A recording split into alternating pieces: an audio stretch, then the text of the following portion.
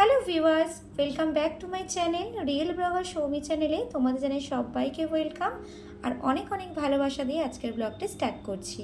তো চলো আজকে তোমাদের সাথে শেয়ার করব কাতলা মাছের পাতুরি।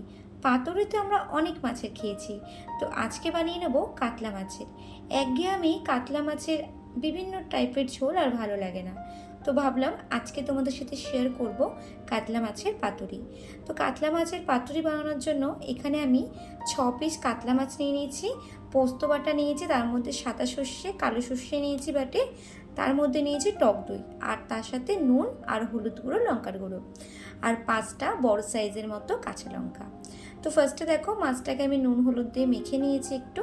তো তারপরে এখানে আমি পোস্ত বাটা দিয়ে দেবো, 1 চামচের মতো আমি পোস্ত বেটেছি, এখানে পোস্ত বাটাটা অ্যাড করব এবং তার সাথে দিয়ে দেবো সর্ষে আর সাদা সর্ষে আর কালো সর্ষে বাটাটা, এবং কাঁচা লঙ্কা আমি এর আগেই যেহেতু গুঁড়ো লঙ্কা দিয়েছি, তো কাঁচা লঙ্কা বাটাটা আমি এর মধ্যে অ্যাড করিনি, তোমরা চাইলে অ্যাড করতে পারো।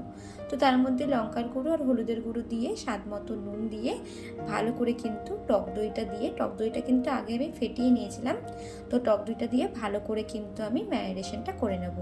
আর এই রেসিপিটা পুরোটাই কিন্তু আমি সর্ষের তেলে করেছিলাম।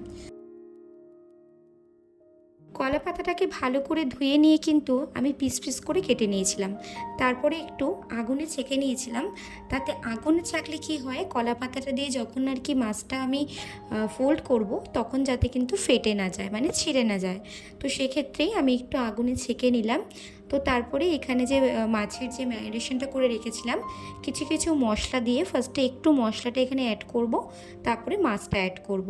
মাছটা অ্যাড করার পর খুব সাবধানে কিন্তু ফোল্ড করতে হবে, একটু সাবধানে ফোল্ড করতে হবে যাতে মশলাটা বেরিয়ে না যায়।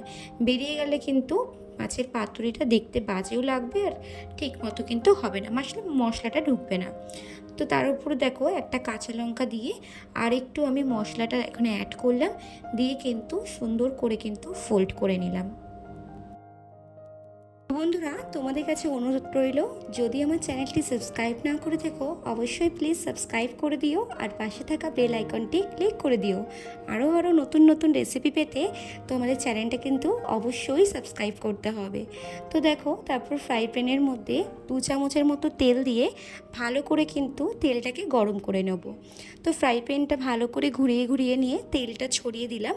তো তারপরে একটা একটা করে মাছের পাতুরিগুলো দিয়ে দেব। গ্যাসের ফ্লেমটাকে একটু কমিয়ে দেব যাতে তেলটা না ছেটে। তো এক একটা করে কিন্তু পাতুরিগুলো আমি ফ্রাই প্যানে দিয়ে দেব। ভিডিওটি ভালো লাগলে অবশ্যই কিন্তু লাইক কমেন্ট শেয়ার করতে কিন্তু কেউ ভুলো না। তো তারপরে আমি ফ্রাই প্যানের মধ্যে সুন্দর করে মাছের পাতুরিগুলো সাজিয়ে দেব এবং 10 মিনিটের মতো কিন্তু আমি এটা হতে দেব। তো গরম ভাতে জাস্ট কিন্তু ফাটাফাটি লাগবে। তো 10 মিনিট পরে কিন্তু আমি ভাপিয়ে নিয়েছি। তো তারপরে দেখো এপিট ওপিট করে দেব আমি।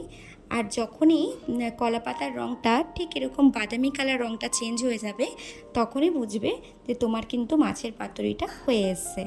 তো তারপরে দেখো আমি একটা পিঠ হয়ে গেছে, তো এবার আমি পরের পিঠটা আমি 10 মিনিট আরও 10 মিনিট কিন্তু ভাপিয়ে নেব। তো এবার আমার পাতুরিগুলো হয়ে গেছে, তো এবার আমি নামিয়ে নেব। তো বন্ধুরা, আশা করব তোমাদের আজকে রেসিপিটি ভীষণ ভালো লাগবে। তোমরাও একবার বাড়িতে বানিয়ে ট্রাই করতে পারো, জাস্ট কিন্তু ফাটাফাটি আর একদম কিন্তু ইজি প্রসেস। তো দেখো মাছের পাতুরিটা কতটা দেখতে সুন্দর হয়েছে, গরম ভাতে জাস্ট ফাটাফাটি। তো আজকের মতো এখানেই টাটা, আবার দেখা হবে কাল।